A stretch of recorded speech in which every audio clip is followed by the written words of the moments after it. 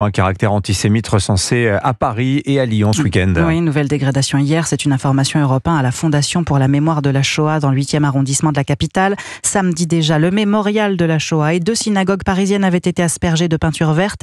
À Lyon, c'est une école primaire qui a été prise pour cible avec des croix gammées inscrites sur les murs. Bonjour Jean-Luc Boujon. Bonjour. Correspondant d'Europe 1 dans le Rhône, vous vous trouvez devant cette école lyonnaise où les enfants retournent en classe ce matin. On imagine l'indignation générale. Oui, effectivement, ces dégradations et ces inscriptions faites ce week-end, sans doute dans la nuit de vendredi à samedi, ont choqué les parents. Alors sur place, les policiers ont trouvé des croix gammées, mais aussi des slogans pro-palestiniens ainsi que des étoiles de David taguées dans 3 classes de cette école primaire publique Nové-Josserand dans le 3e arrondissement de Lyon. Inadmissible donc et choquant pour Alexandra, une maman d'élève. Je trouve ça triste, c'est une école, c'est des enfants qui sont dedans, je pense qu'ils n'ont rien à voir avec tout ça. Eux, je pense du coup, ils vont voir ça, ils vont poser des questions.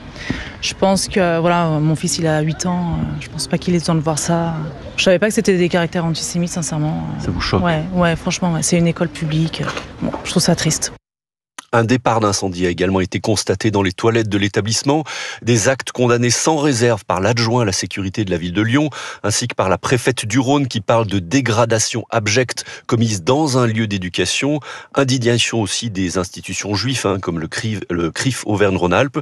Des inscriptions qui ont en grande partie été effacées ce matin, nous dit le directeur, alors que les élèves reviennent en classe après le pont de l'Ascension. Une enquête a été ouverte pour tenter de retrouver le ou les auteurs des faits. Merci Jean-Luc Boujon en direct de Lyon pour Europe 1. Aux États-Unis, ciblés